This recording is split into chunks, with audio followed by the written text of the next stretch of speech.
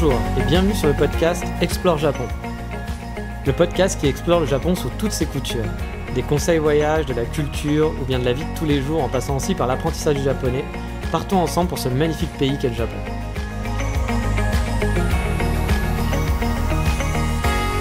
Bonjour à tous.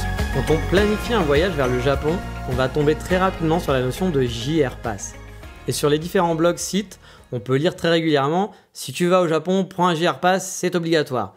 Alors c'est vrai que c'est très pratique, mais obligatoire, je suis pas sûr. On en parlera ça dans la fin de cette émission. Mais déjà, vous vous demandez peut-être, c'est quoi un JR Pass ? Alors en fait, c'est un titre de transport qui permet de circuler gratuitement avec quasiment la totalité des lignes JR. JR étant une compagnie de train la plus grande du Japon. Au Japon, il y a plein de compagnies privées et de lignes privées, mais avec JR, vous pouvez quasiment aller partout. En tout cas, dans les lieux les plus touristiques, vous trouverez 90% du temps une ligne JR qui y va. Et donc, la compagnie JR va proposer plusieurs types de passes, le plus connu étant le national, le JR Pass, celui dont je vous parle aujourd'hui. Mais il existe aussi des passes par région qui sont limitées à une région, mais souvent qui vont être moins chères que le national qui vous permettra de voyager partout. Alors attention, quand je dis gratuit, bien entendu, il faut l'acheter avant de partir. C'est ensuite, quand vous serez sur place, que vous n'aurez plus à payer pour prendre les transports. Il y a 3 durées disponibles qui existent. Ça va être 1 semaine, 2 semaines et 3 semaines qui varient. Donc le prix va varier. Alors de mémoire, car j'ai plus les prix en tête, et vu que le taux du yen, le taux de change de yen change, donc je vous invite à regarder, à faire vos calculs. Mais en gros, celui d'1 semaine doit être dans les 200 et quelques euros, et celui de 3 semaines doit tourner à 430 euros dans ces eaux-là. Alors ça peut paraître cher de dire 430 euros, mais finalement quand vous pouvez prendre tous les transports pour 430 euros, ça peut être rentable au final. Moi quand j'habitais Kyoto par exemple, un Kyoto-Osaka pouvait parfois me coûter 200 euros. Donc vous vous rendez compte que c'est quand même assez cher le TGV au Japon, ce qu'on appelle le Shinkansen, donc les TGV japonais. Alors chose à savoir et pratique, vous pouvez cumuler les passes, c'est-à-dire en prendre un de 3 semaines par exemple, plus un autre de 2 semaines si vous restez 1 ou 2 mois au Japon. Mais par contre, attention, il faut l'acheter avant de partir au Japon. Avant, c'était obligatoire, on ne pouvait pas l'acheter sur place.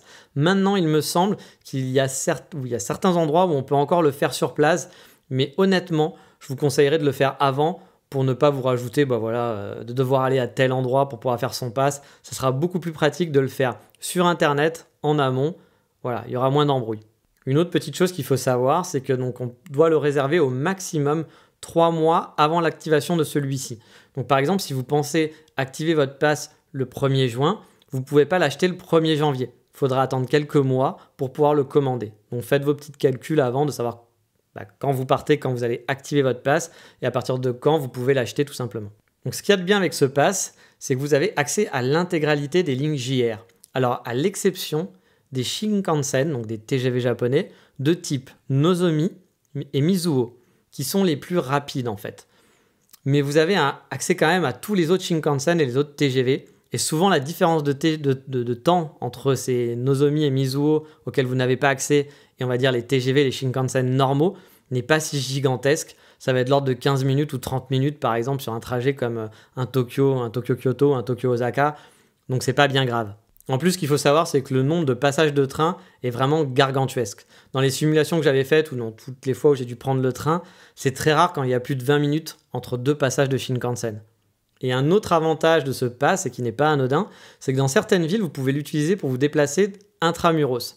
Le cas le plus pratique et le plus connu se situe avec la Yamanote. C'est une boucle en fait qui relie tous les principaux lieux touristiques de Tokyo. C'est donc un genre de métro, c'est un train finalement, qui fait donc un rond dans Tokyo, une boucle, et vous avez accès à Shibuya, Shinjuku, Ueno, bref, tous les lieux les plus connus de Tokyo via cette boucle, et c'est donc compris dans le train, donc vous n'êtes pas obligé de payer pour circuler dans Tokyo, mais c'est uniquement en utilisant cette boucle-là. Du coup, vous pouvez aller dans tous les lieux touristiques de Tokyo sans dépenser 1 centime, c'est quand même super pratique. Mais ce qu'il faut garder en tête, c'est que ça ne fonctionne qu'avec la compagnie JR. Si à Tokyo, par exemple, vous voulez prendre le métro, il faudra payer votre pass, il faudra payer votre ticket, votre pass ne fonctionnera pas. Par contre, vous pourrez prendre tous les trains qui circulent dans Tokyo, la compagnie JR. Il y a cette fameuse boucle, la Yamanote, mais il y a d'autres trains qui vont être des lignes de tel à tel endroit à l'intérieur de Tokyo. Mais vous ne pourrez pas prendre tous les métros, tous les trains, c'est uniquement la compagnie JR qui fonctionne avec ce pass. Donc on peut faire avec, mais ça ne sera pas forcément le plus pratique.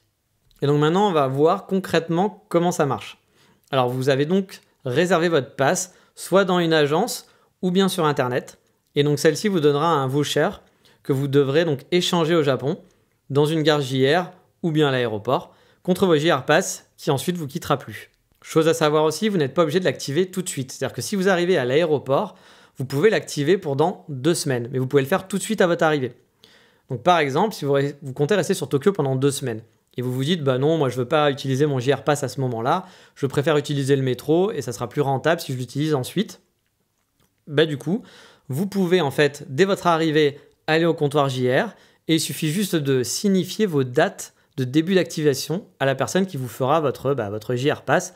Donc le jour même de votre arrivée à l'aéroport, vous dites juste bah voilà, j'aimerais que mon JR Pass s'active le mardi prochain ou mercredi prochain et il n'y aura pas de souci. Mais là aussi, il y a encore une petite chose à savoir, c'est que le pass ne fonctionne pas sous forme de 24 heures. C'est-à-dire qu'en gros, si vous l'activez un samedi à 13h, il ne sera pas actif jusqu'au samedi suivant à 13h. En fait, que vous l'activiez à 1h du matin ou à 23h, le jour du samedi sera compté comme une journée complète. Donc faites attention parce que parfois ça vaut le coup de l'activer que le lendemain matin. Imaginez, vous sortez de votre avion à 23h, vous voulez activer votre pass tout de suite. Bah finalement, vous aurez perdu un peu une journée. Vous pourrez utiliser votre pass que pendant... Enfin, il y a une journée qui sera utilisée juste pour 1 heure. Donc c'est un peu dommage, autant dire, bon bah je paye mon trajet, le trajet que j'ai à payer, voilà, le trajet du jour pour aller à mon hôtel. Et j'active mon pass que pour le lendemain. Comme ça, j'ai gagné une journée complète. Alors ensuite, dans les trains, comment ça marche ? En fait, vous allez voir, c'est très simple. Pour prendre un train JR, vous pouvez prendre un train JR sans le réserver, même sans prendre un billet. Il suffit juste de passer au portique non automatique, là où il va y avoir un monsieur au guichet, et lui montrer votre passe. Et dans le train, bah voilà, vous aurez juste à montrer votre passe au contrôleur. Alors par contre, il faut bien faire attention et prendre les wagons qui sont sans réservation, parce qu'il y a des wagons avec des places réservées et d'autres qui ne sont pas réservés. Donc si vous n'avez pas pris de ticket, que vous êtes allé un peu à l'arrache, vous avez juste montré votre passe, il faut aller dans un wagon où il n'y a pas de place réservée. Mais vous pouvez aussi acheter un ticket. Alors quand je dis acheter, ça ne va pas être de l'argent. Vous allez en gros aller au guichet, demander un ticket pour tel trajet. Et du coup, on ne va pas vous le faire payer. Vous allez montrer votre passe. Et dans ce cas-là, vous aurez une place réservée. Donc là, vous pourrez aller avec votre JR Pass, aller sur une place réservée dans un wagon où les places sont réservées. Donc vous êtes sûr d'avoir une place et voilà, vous ne serez pas debout ou quoi que ce soit. Alors honnêtement, la plupart du temps, il n'y a vraiment pas besoin de réserver son train.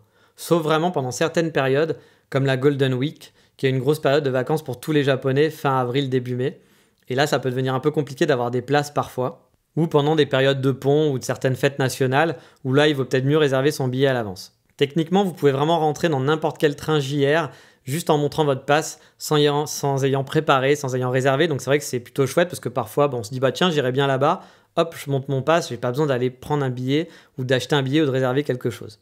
Mais cependant, pour plus de sûreté, ou si vous avez des impératifs au niveau des horaires, vous pouvez passer au guichet et réserver votre billet sans frais supplémentaires, c'est ce que je vous expliquais. Là, vous êtes sûr d'avoir une place et vous aurez donc aucun centime à débourser.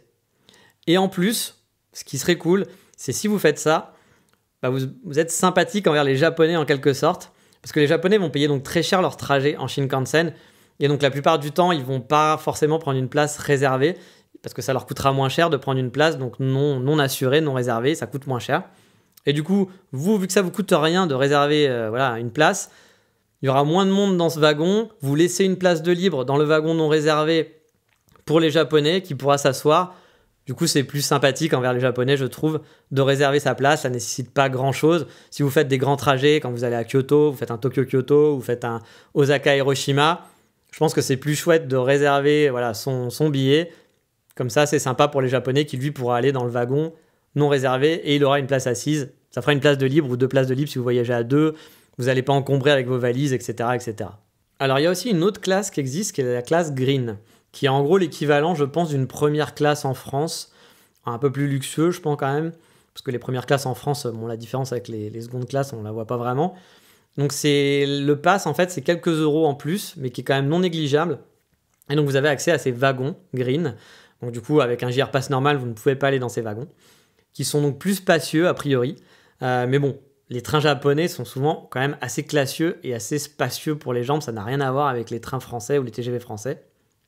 Et bon, a priori, je pense que c'est généralement moins bondé aussi parce que ça coûte plus cher. Mais bon, pour cela, il faut prendre un JR Pass Green spécifique auprès de votre agence. Honnêtement, je sais pas si ça vaut le coup. Si vous avez les moyens, voilà, vous avez beaucoup d'argent, pourquoi pas. Mais moi, j'ai jamais pris ces passes et voilà, j'ai pas eu de problème en train, il y a de la place, voilà, tout va bien, quoi. Après, l'autre question qu'on se pose du coup avec ce fameux pass, c'est est-ce qu'on peut aller partout du coup avec ce train? Alors ma réponse, ça va être oui et non au final. Parce que le réseau GR est vraiment immense. Il y a souvent plusieurs gares dans les villes et suivant plusieurs compagnies. Et les gares JR sont vraiment bien implémentées. Elles sont implémentées un peu partout. Et je vais répondre aussi non, car il y a certaines villes qui n'ont pas de gare JR, ou alors le trajet est beaucoup plus chaotique pour y aller, ça va vous demander plein de changements, alors qu'en fait il y a un train direct avec une autre compagnie qui peut vous amener d'un point A à un point B. Mais bon, dans l'ensemble, vous arriverez quasiment toujours à vous déplacer avec. En tout cas, dans les lieux touristiques, vous n'aurez pas de soucis.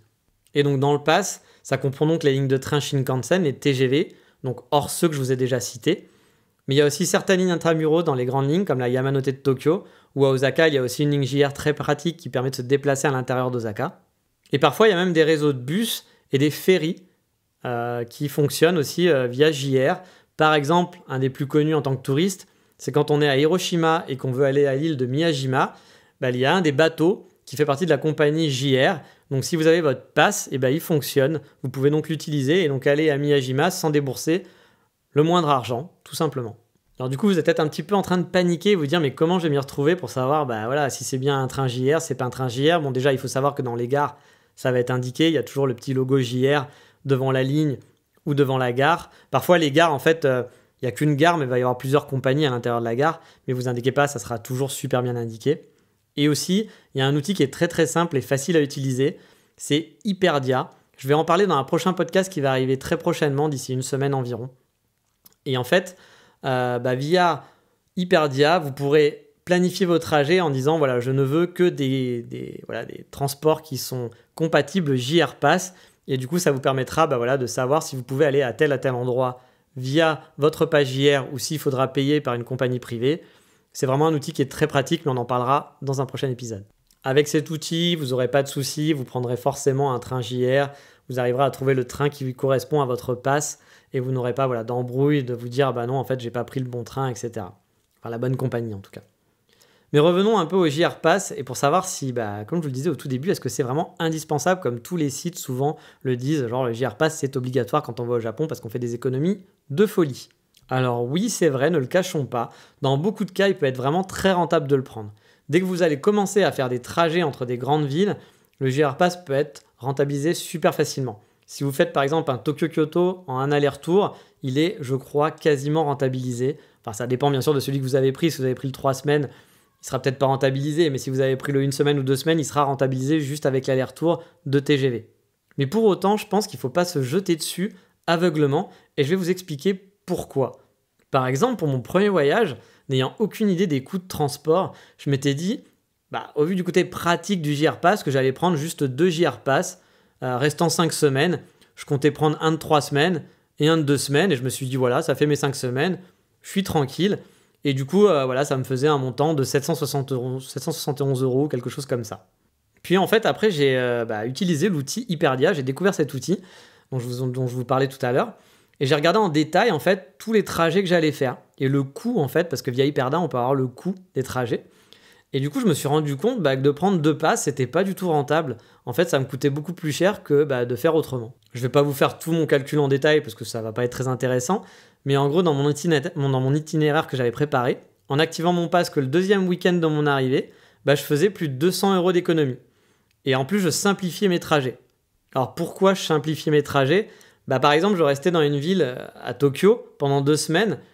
Et du coup, ça me faisait moins cher d'utiliser une carte Suica, de payer du métro, que du coup d'utiliser mon JR Pass juste pour rester sur Tokyo, sachant que j'allais pouvoir utiliser que les lignes JR, alors que si je paye à l'unité avec ma carte, ma carte de transport classique, je pouvais prendre n'importe quel métro. C'était beaucoup plus pratique, parce que parfois, pour aller d'un point A à un point B, si vous utilisez une ligne JR, ça va vous prendre, je dis n'importe quoi, 40 minutes, alors que si vous prenez un métro traditionnel, vous allez y être en 15 minutes, tout simplement.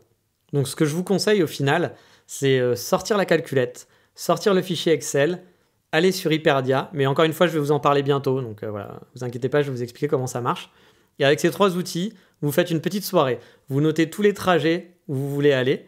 Vous allez vous faire votre petit calcul en regardant, en mettant tous les coûts en trajet normal, combien ça vous coûterait. Faire votre calcul si vous prenez un JR Pass et essayer de le caser au bon endroit. Et moi, par exemple, dans mon premier voyage, ça m'a fait économiser 230 € quand même, 230 € d'économie. Alors au départ, j'étais parti en me disant oui, ça sera plus simple, je vais me prendre 2 JR Pass, puis voilà, pas de prise de tête. Puis quand j'ai vu que finalement, en prenant qu'un de 3 semaines, mais en le calant au bon moment et en achetant le reste en fait normalement, comme si j'achetais un ticket normal, j'ai économisé 230 €.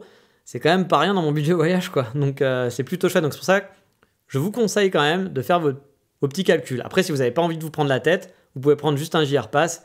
Puis voilà, comme ça, pas de souci. Vous prenez la compagnie JR et vous savez que vous payez rien de plus.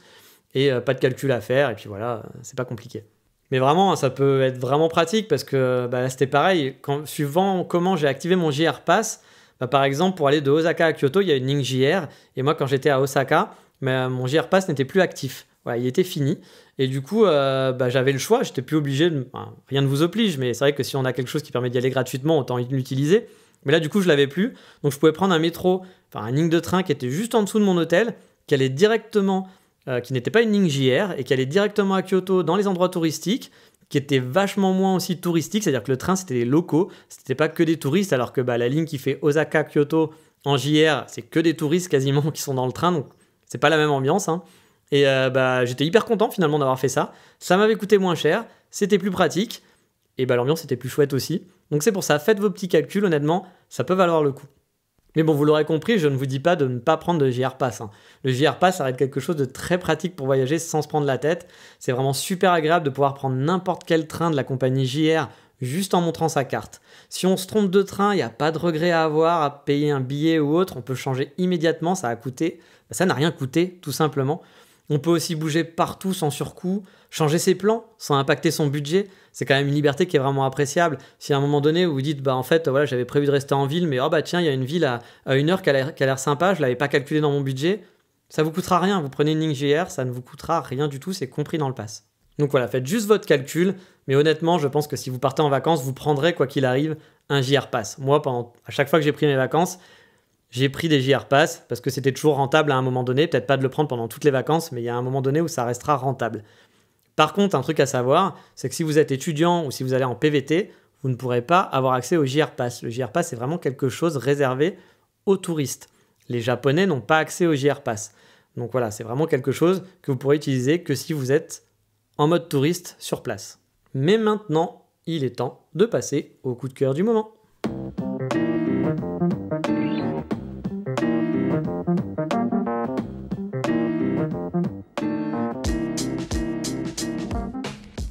Et aujourd'hui, je vais vous parler du site tokyovisit.com. Je vous ai déjà parlé en fait de la personne qui gère ce site. En fait, c'est le feu Objectif Japon, donc Mathieu, qui a changé de nom et qui s'appelle maintenant Tokyo Visit. Alors, je vous avais invité à regarder son compte Instagram, mais aujourd'hui, je voudrais vous parler de son site simplement parce qu'il m'a demandé de lui faire son site web pour ses activités de guide et c'est moi qui m'en suis occupé. Alors en gros, oui, c'est un peu un coup de cœur pour moi-même. J'ai fait son site web et si vous cherchez un guide sympathique à Tokyo, je vous le recommande chaudement. J'ai honnêtement pas fait des visites avec lui, donc je peux pas vous dire si c'est un bon guide ou pas, mais a priori, de ce que j'ai pu voir, il a quand même des très bons retours et des avis de gens qui ont fait des visites avec lui. Mais bon, je vais pas vous mentir, hein, j'ai pas fait l'expérience. Autant les Japon Safari, je les ai pratiqués, je peux vous dire que c'est super chouette. Là, autant, je vais pas vous mentir, je vais pas vous dire que c'était la meilleure expérience de ma vie. Je ne l'ai pas fait. Mais bon, pour avoir discuté pas mal avec lui et donc travaillé sur son site, on a beaucoup échangé. C'est vraiment une personne super sympathique et qui est passionnée par le Japon, ça se voit. Et je pense que ça doit être un bon guide au vu de ce que j'ai pu voir. Il a l'air d'être vraiment chouette et de vraiment aimer sa ville, d'aimer Tokyo et de vous faire visiter, comme les Japon Safari, de visiter le Japon autrement, de ne pas avoir un guide touristique à l'ancienne, de visiter avec un ami. Je pense que ça peut être chouette. Donc n'hésitez pas à jeter un œil sur le site si vous êtes intéressé par ces activités ou si vous voulez juste voir mes activités à moi parce que je fais des sites à côté. Donc voilà. Et comme vous vous doutez, c'est pas sponsorisé, hein, il m'a pas payé pour ça, il m'a payé pour faire un site internet, mais pas pour que j'en parle derrière, sinon je lui aurais demandé plus cher, forcément. Et puis je vous l'aurais dit, encore une fois, hein, je le répète, hein, mais toutes les choses dont je parle ne sont pas sponsorisées, et si un jour c'était le cas, si un jour il y avait quelqu'un qui me payait, je dis pas que je cracherais dessus, parce que ça fait toujours un petit peu d'argent, c'est toujours cool, un travail mérite salaire, mais voilà, je le dirai et je serai honnête parce que je déteste le public rédactionnel et les gens qui ne disent pas quand ils sont sponsorisés, qui vous parlent de quelque chose en disant que c'est super alors qu'ils ne l'ont pas essayé ou même qu'ils l'ont essayé mais voilà, que c'était payé. J'ai rien contre ça, mais je pense qu'il faut être honnête dans ces cas-là. Mais là, j'en parle juste parce que voilà, je suis content de moi. C'est un site qui est en rapport avec le Japon. Donc, ça m'a fait plaisir de faire ce site. Et encore une fois, c'est un mec qui est vraiment sympathique. Et je vous invite vraiment à aller voir ses photos, même si vous ne voulez pas utiliser, vous voulez pas avoir de guide à Tokyo. Suivez-le sur Instagram parce que son compte Instagram est vraiment chouette. Il fait vraiment de magnifiques photos. Vous pourrez voir sur son site, du coup, il a mis des photos qu'il fait en avant. Et c'était pour moi super chouette parce que du coup, j'avais un vrai contenu intéressant à mettre en avant. J'avais pas besoin d'aller chercher des photos sur une banque d'images ou autre. Il avait des photos vraiment cool, donc ça m'a aidé pour faire un site joli. Et puis vous verrez, j'espère qu'il vous plaira. Donc voilà, son site c'est tokyovisit.com si vous cherchez un guide. Ou alors vous allez voir donc sur Instagram, Tokyo Visit. Il poste plein de photos juste pour le suivre. Je pense que vous en aurez plein les yeux, vous serez déjà content. Mais voilà, il est temps de se quitter. N'oubliez pas de partager l'émission si vous avez aimé, ou d'aller mettre une bonne note sur Apple Podcast, ou simplement vous abonner à la page Facebook, qui est donc facebook.com/explorejapon, ou d'aller sur mon compte Twitter, Dandy Kitsune. Là, c'est de la pub, comme vous pourrez raconter, mais c'est de l'autopub pour moi-même. Mais j'aimerais bien pouvoir... Parce qu'en fait, ce que je n'aime pas trop dans les podcasts, c'est qu'il n'y a pas de plateforme où on peut échanger, comme YouTube. YouTube, on peut faire des commentaires, on peut répondre aux commentaires, et moi j'aime bien l'échange. Avoir votre avis, savoir si vous aimez le podcast, s'il y a des choses que vous n'aimez pas pour essayer de l'améliorer, ou s'il y a des sujets auxquels vous aimeriez que je parle, que je traite, ou juste pouvoir échanger avec vous, tout simplement, parce qu'on a une passion commune. Et c'est vrai que il n'y a pas de plateforme sur les podcasts qui permettent de faire ça. Donc n'hésitez pas à rejoindre le groupe Facebook, la page Facebook, ou mon Twitter pour pouvoir discuter et faire connaissance tout simplement. Mais voilà, il est temps de nous quitter, et dans le prochain épisode, on continuera sur la thématique du jour, vu que je vous parlerai donc du fameux Hyperdia et de Google Maps pour organiser votre voyage. C'est vraiment deux outils qui sont indispensables avant, mais aussi pendant le voyage. Mais ça, on en reparlera dans le prochain épisode. Je vous dis à bientôt, ciao, mata, bye bye.